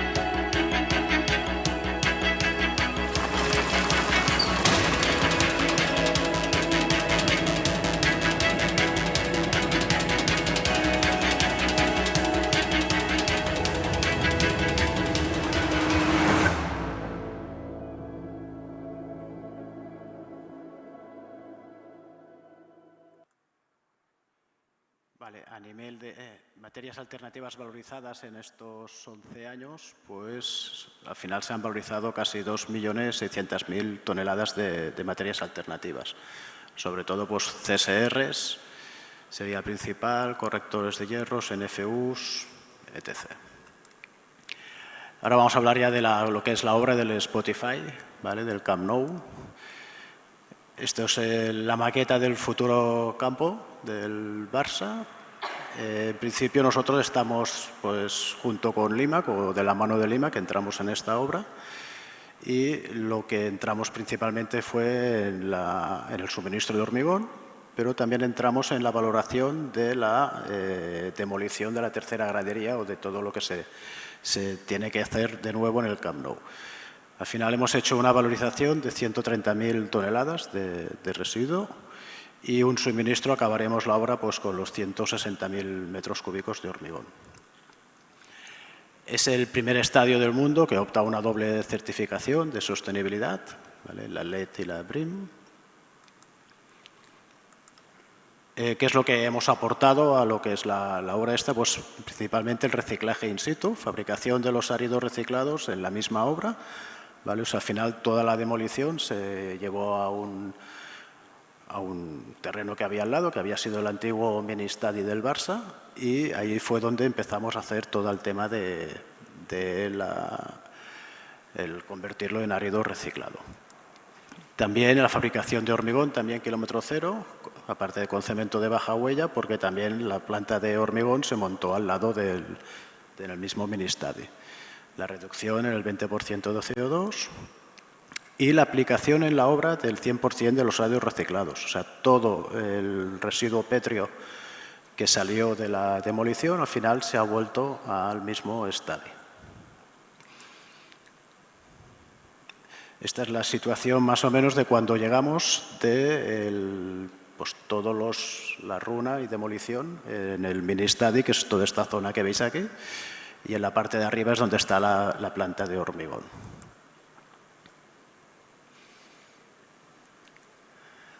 A nivel medioambiental ha sido bastante complicado en tema de emisiones. Estamos en medio de la ciudad de Barcelona, tuvimos muchos temas de vecinos y tuvimos que aplicar pues toda la sabiduría que tenemos y que aplicamos en nuestras canteras y todo lo máximo que se puede hacer para evitar pues todo tema de emisiones. Teníamos un control de emisiones o 4 controles en todo el contorno del campo y al final pues conseguimos evitar muchos problemas.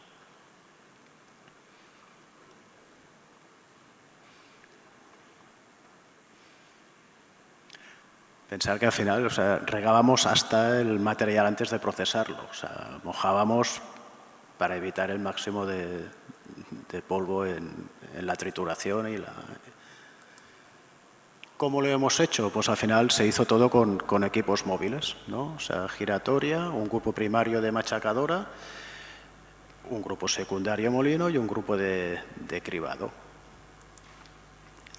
De los residuos que llegaban, ¿no? De los 130.000, pues al final hemos hecho áridos reciclados para hormigones y morteros y áridos para rellenos y capas granulares que han ido todos a la obra del Spotify.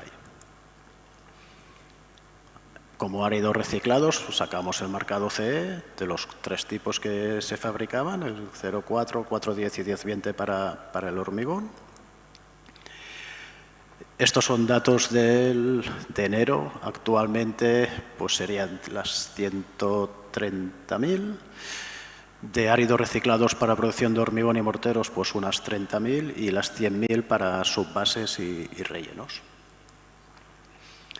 El hormigón Susterra, suministrado para para las 160.000 metros cúbicos, pues hormigón 100% fabricado con árido reciclado. En los estructurales, la normativa en Cataluña te permite un 20% del árido grueso y en hormigones de dosificación, pues el 100% se hizo con el árido grueso.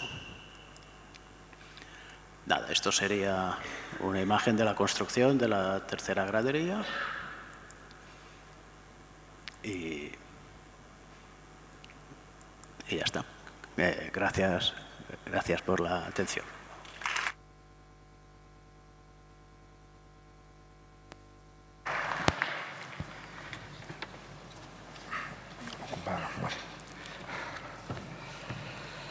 Muy bien, Carleta, has seguido el tiempo perfectamente y vamos muy justitos. Vamos a terminar no con lo que esperábamos.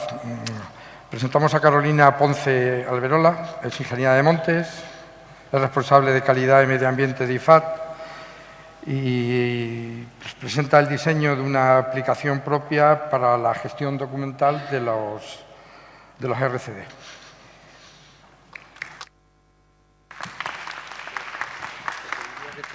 Sí. Perdón, ¿el mando? Vale. Muchas gracias. Bueno, pues yo vengo a presentar la herramienta GESRES, que es una herramienta que hemos diseñado en EIFAS Construcción para el control de la documentación de todo lo que es la gestión de los RCD. Una breve presentación de lo que es EIFAS Construcción. EIFAS Construcción en España empieza en el año 1978 con la compra con la empresa Panasfalto y, como veis ahí, a lo largo de esa línea del tiempo pues se han ido adquiriendo otras empresas como son Rus, Gravera del Jarama, Trialsa, etcétera, hasta llegar a lo que somos hoy.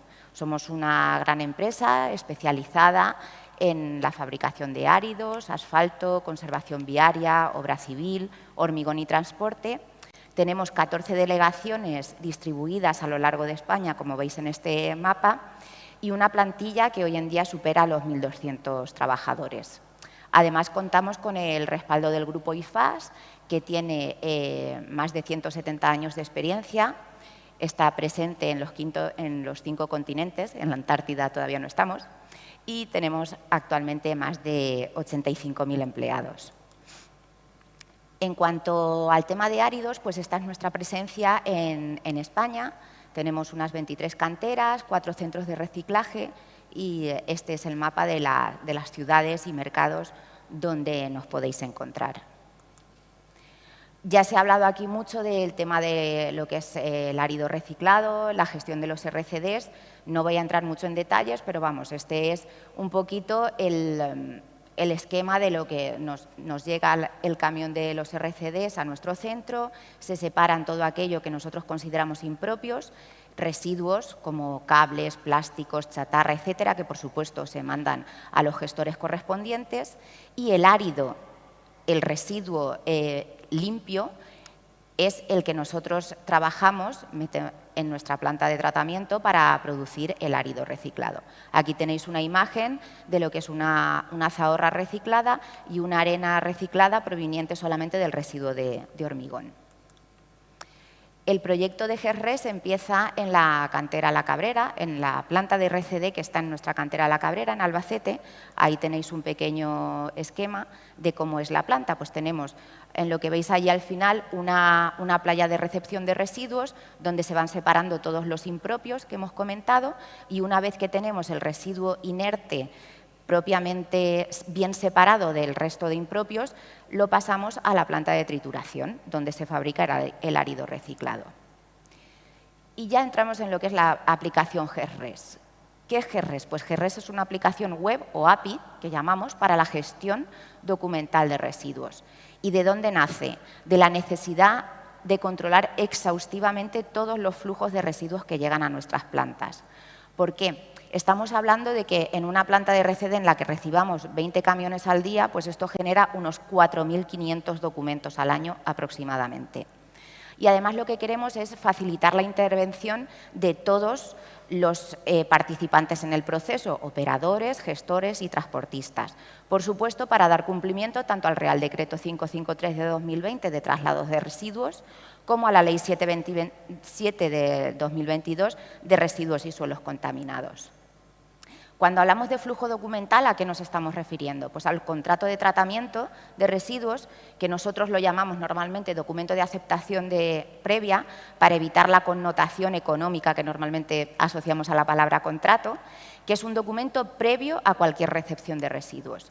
Y luego los documentos de identificación, que tienen que ir acompañando a los residuos en todo momento en su traslado, desde la obra hasta nuestras instalaciones como gestores. Como ya he dicho, estos son los intervinientes en el proceso de gestión de residuos. El operador, que normalmente suele ser el poseedor de los residuos o el productor de los residuos. ¿Qué puede hacer el operador en GESRES? Pues crean sus propias obras, seleccionan al gestor dependiendo de los residuos que quieran gestionar y de la ubicación geográfica, y además seleccionan al transportista en función de su disponibilidad. Los transportistas simplemente se ponen a disposición de esas obras y los gestores pues declaran sus centros gestores, qué materiales pueden reciclar en ellos y los tratamientos bien de valorización o bien de eliminación que pueden ofrecer. GESRES ha sido concebido para que estos tres actores actúen en el proceso de reciclaje de manera independiente cada uno de otros, pero siempre apoyándose, complementándose los unos a los otros. El diseño de GESRES, pues se ha intentado hacer un diseño muy facilito porque la mayoría de nuestros clientes son pymes. Es una aplicación web o API, es decir, no necesita que instalemos ningún programa ni ningún ejecutable en nuestro ordenador. Es muy ágil y además da cumplimiento a los requisitos que tenemos que cumplir las tres partes, los operadores, los gestores y los transportistas. Solamente hay una inscripción por empresa y además cuenta con un módulo específico en el móvil muy sencillo para que un transportista simplemente tenga que aceptar o denegar uno de los viajes que se le solicita. Se entra en la página web, se crean con una serie de datos que se pide un usuario inicial y a partir de ahí ya podemos empezar a crear obras y documentos de identificación. Este es el proceso que acabo de explicar, pero en modo flecha, pues tenemos los productores, dan de alta la obra. Una vez que la obra está dada de alta, se crea la declaración de aceptación previa. El gestor aprueba esa declaración, nosotros, y una vez que pasamos por ahí, pues ya se empiezan a crear documentos de identificación, el transportista acepta el transporte, llegan a nuestro centro, se recibe el residuo y si el residuo es conforme a todo lo que hemos hablado, se acepta, se recibe finalmente. Aquí vais a ver un pequeño vídeo de lo que es este proceso. ¿No se oye el volumen?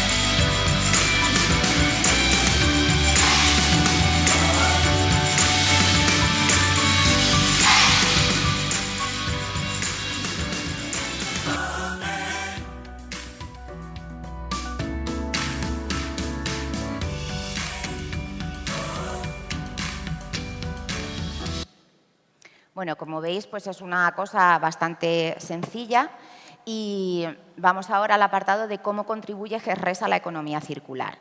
Entonces, yo me atrevería a decir que GESRES sobre todo contribuye a la economía circular por dos aspectos. Uno, por la economía en el tiempo y por la visibilización que damos de todos los intervinientes en este proceso. ¿Por qué economía en el tiempo? Pues porque GESRES reduce enormemente todos estos trámites burocráticos con los que tenemos que cumplir todas las empresas. De esta manera, pues reducimos el tiempo y además aseguramos la trazabilidad de todos los documentos que ahí se están generando. A un solo clic, las empresas, operadores, gestores y transportistas tienen toda la documentación de los residuos gestionados en nuestros centros. Además, se fomenta la transparencia. Una vez que todo queda registrado en esta plataforma y cada uno de los intervinientes se lo puede descargar de manera independiente. No hay que llamar al gestor para decirle envíame la documentación. Las empresas gestoras y transportistas son más visibles, de manera que esta visibilidad y esta facilidad de gestión hace que sean mucho más fáciles todos estos trámites. Más partes implicadas, mejora de la economía circular. Y luego también es muy importante, como he dicho antes, trabajamos mucho con pymes. La aplicación GESRES es totalmente gratuita para otros que no sean EIFAS Construcción. Y con esto, pues ya está. Muchas gracias.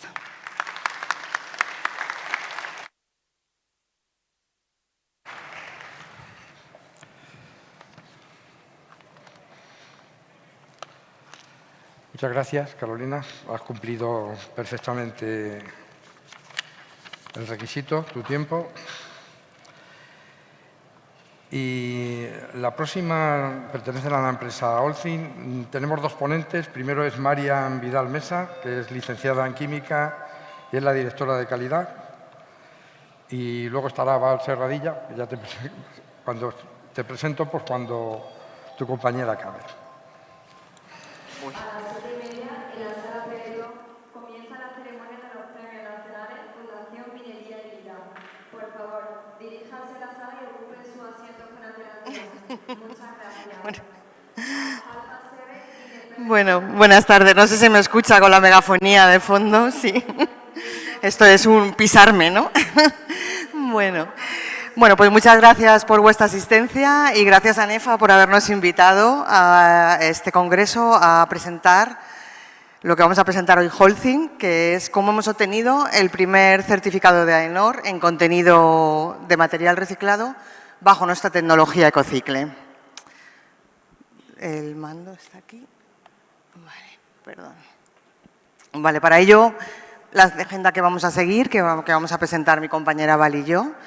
Yo empezaré explicando qué es la tecnología Ecocicle y cómo hemos aterrizado esa tecnología en España, y en el hormigón en concreto. Y luego Val nos contará cómo ha sido ese contexto de certificación y todo ese proceso que hemos llevado con AENOR.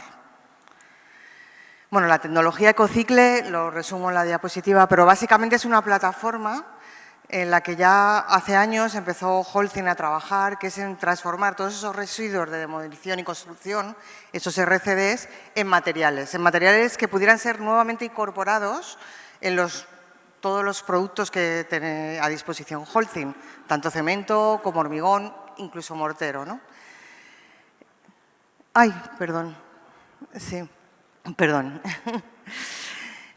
Pero yo estoy diciendo todos los productos, pero realmente hay unas reglas, ¿no? Los requisitos fundamentales que tiene, hay dos requisitos fundamentales para que se pueda considerar un material o un producto Ecocicle.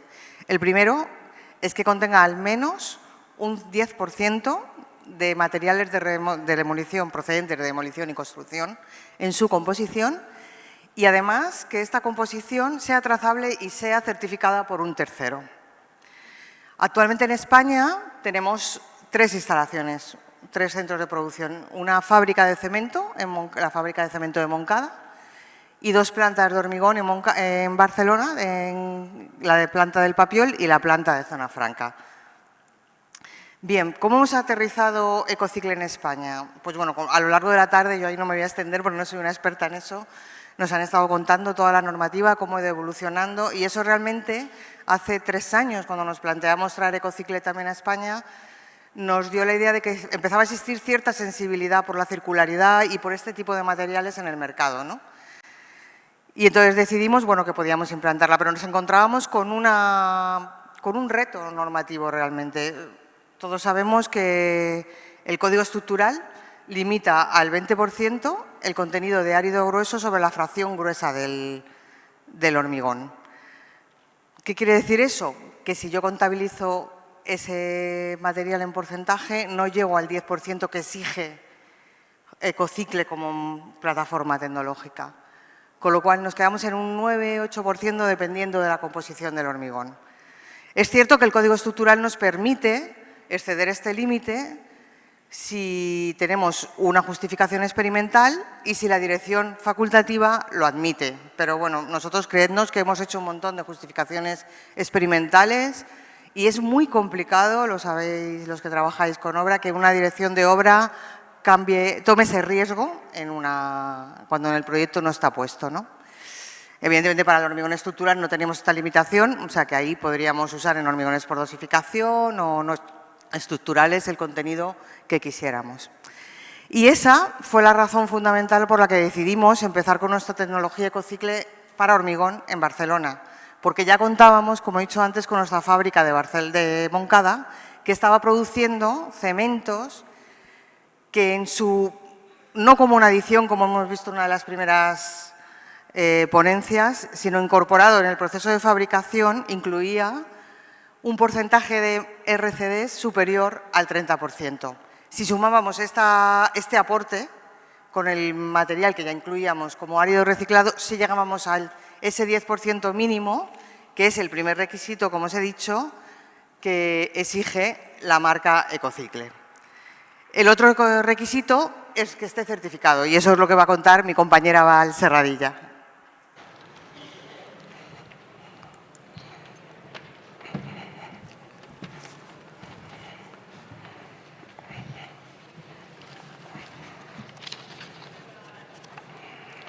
Bueno, ella es Val Serradilla, es ingeniera agrícola y ella es la responsable de certificación y experiencia de cliente en el tema de negocios. Pues adelante. Bueno, gracias José María, gracias Marian. En primer lugar, deciros que es un verdadero placer estar aquí contando la experiencia de Holcim en el proceso de certificación de Ecocicle. No sé si me oís muy alto, ¿me oís bien? Vale. Bueno, mi nombre es Val Serradilla y trabajo en el departamento de marketing como responsable de experiencia de cliente y certificación de sistemas, pero de las líneas de hormigón, mortero y áridos. Todo esto surgió porque queríamos ofrecer una nueva experiencia cliente y ante el requerimiento del grupo, tal y como ha dicho María, de que hubiera una certificación por una tercera parte, pues decidimos buscar un socio preferente. Ese socio preferente era AENOR. AENOR porque nos da un reconocimiento y un prestigio y además nos aporta credibilidad y transparencia.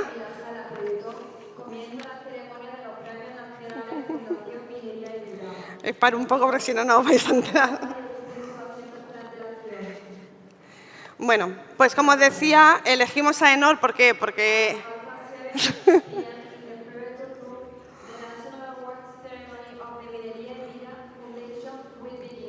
nos vais a tener que dar unos minutillos más porque con la locución nos ha pillado a las 12. Bueno, como os decía, pues al final elegimos a AENOR. ¿Por qué? Pues porque AENOR es una entidad de primer nivel en España con un reconocimiento y un prestigio que además pues, aporta credibilidad y transparencia a la afirmación que nosotros queríamos hacer del contenido de material reciclado en el hormigón. Adicionalmente, es una entidad que está alineada con nuestros valores y, sobre todo, pues tenemos una relación estable ya desde hace tiempo, y aquí está Renata y lo sabe. Nosotros conocemos muy bien los procesos y sus exigencias, pero ellos también nos conocen a nosotros. Ellos saben que Holcim es una empresa confiable, porque nos auditan por activa y por pasiva. Entonces, bueno, lo más llamativo del proceso no es que buscáramos esta certificación, ¿no?, sino ¿qué teníamos que hacer para conseguirla? En Holcim lo que teníamos claro es que no queríamos una simple autodeclaración de contenido de material reciclado en el hormigón. Queríamos una certificación formal, una certificación basada en unas reglas claras y auditables, sobre todo. Y esa certificación como tal, esa certificación específica no existía en España, con lo cual tuvimos que trabajar conjuntamente para crear esa certificación. Holcim como impulsor de la necesidad y AENOR pues, como entidad certificada. ¿Vale? Entonces, finalmente pues, se desarrolló un reglamento particular, un reglamento que define cómo se mide, cómo se verifica y cómo se audita el contenido de material reciclado. Y de esta manera nos convertíamos en pioneros no solo en la tecnología, sino en la propia forma de validarla. Tras desarrollar el reglamento y el proceso de auditoría, pues bueno, decir que Holcim se convirtió en la primera empresa del sector del hormigón en obtener un certificado de contenido de material reciclado, primeramente en mayo del 2024 con la planta de Papiol, y ahora este año, en julio del 2025, con la planta de Zona Franca.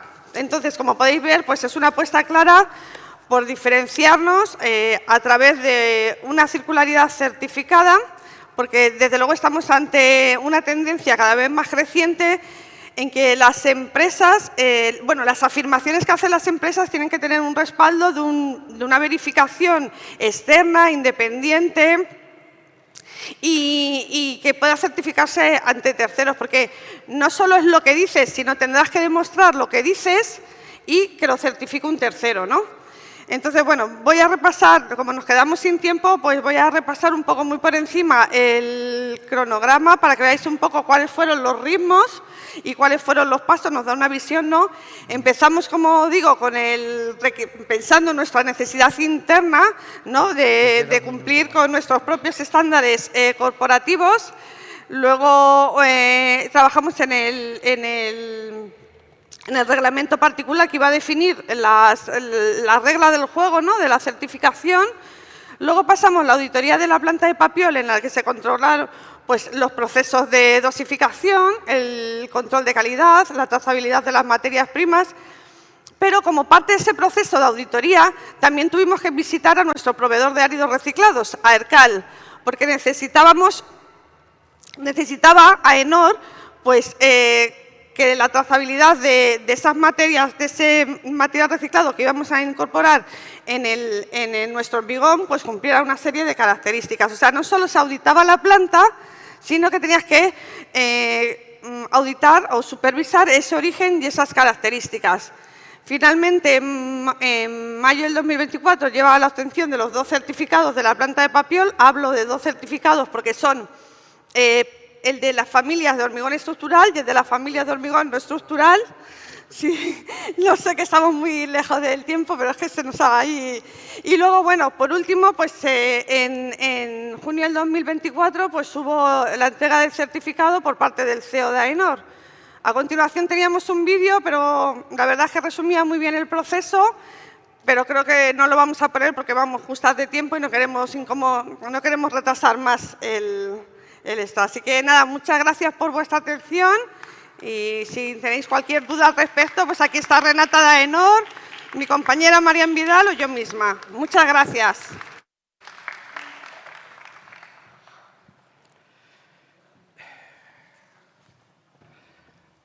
Bueno, muchas gracias, Val.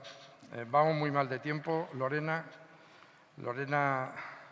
Villader Santos, ingeniera de minas, la Universidad Politécnica de Madrid, pertenece a ANEFA, Control de Proyectos Europeos y de Innovación y Sostenibilidad, y nos va a descubrir un tesoro escondido, explorando nuestras escombreras. Tu tiempo y lo tienes muy justo. Muy justo. Bueno, solo lo primero de todo, gracias a los que todavía estáis aquí. Prometo que a cambio voy a tardar 5 minutos, no voy a tardar más.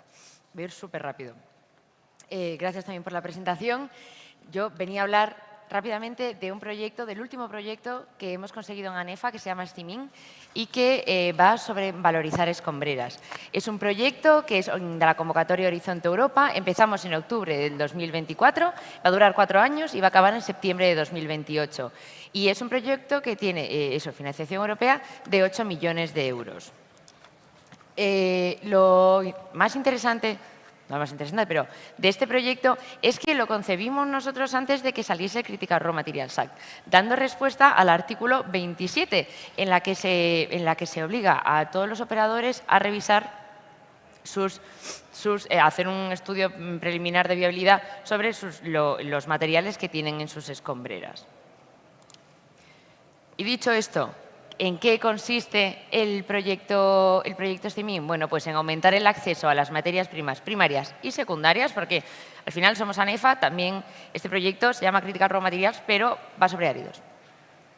Eso, aprovechar las escombreras, aprovechando su potencial de las instalaciones. Entonces, ¿qué vamos a crear? Lo primero, una plataforma digital colaborativa para centralizar el conocimiento y la toma de decisiones. Estamos desarrollando tecnologías innovadoras para recuperar materias primas críticas y no críticas, como los áridos, validándolos en 4 pilotos y vamos a elaborar una hoja de ruta, la que hemos llamado internamente Fast Path, para la extracción eficiente y sostenible de las materias primas que estén dentro de las Mining Waste Facilities de los residuos, de las instalaciones de residuos. En el consorcio nos hemos juntado 19 socios, 10 países diferentes y tenemos 4 pilotos, que los hemos elegido para representar una amplia variedad de todo, de distribución territorial, porque tenemos un piloto que es el Principado, que está en el Principado de Asturias, tenemos uno en Bosnia, uno en Austria y otro en Suecia. Luego, también, la composición del material de partida de las escombreras es completamente diferente. Luego hablaré de él.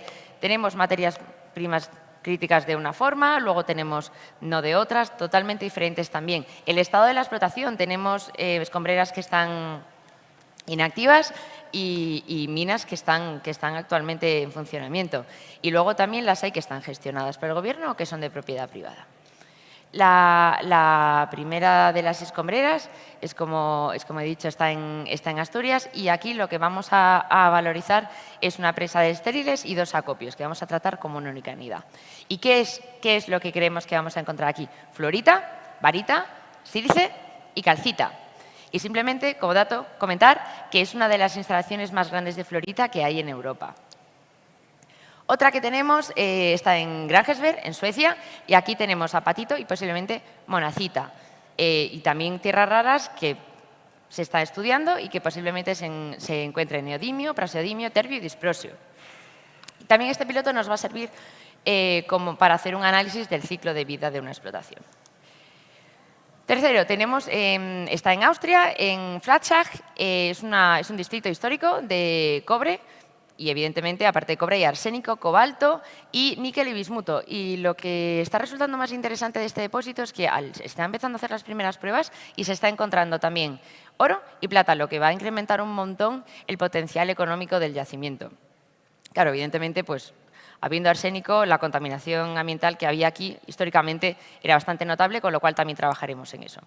Y la cuarta explotación que tenemos es una mina activa de bauxita, que está en Bosnia, rica en aluminio y en titanio, y se está estudiando también que haya monazita, zirconrutilo, y además ellos también trabajan como una cantera ornamental de mármol. Entonces, para concluir, ¿qué es lo que proponemos nosotros en el piloto?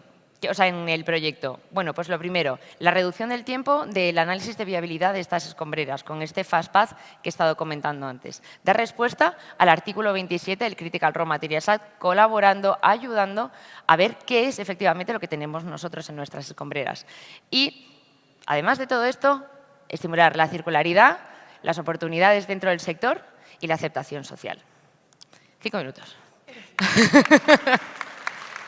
Bueno, si me dejáis añadir una pequeña cosita, como lo he tenido que contar muy rápido, mañana en esta misma sala, de 9 a 12, va a haber presentaciones particulares de socios del proyecto y luego tendremos también un debate. Hoy lo he hecho rápido porque mañana me voy a poder extender. Bueno, pues muchísimas gracias a todos. Antes que nos cierre María, hay una cosa que yo creo que queda clara. Los productores de árido natural ya estamos en la economía circular, sabemos producir áridos reciclados y debemos seguir produciendo áridos reciclados.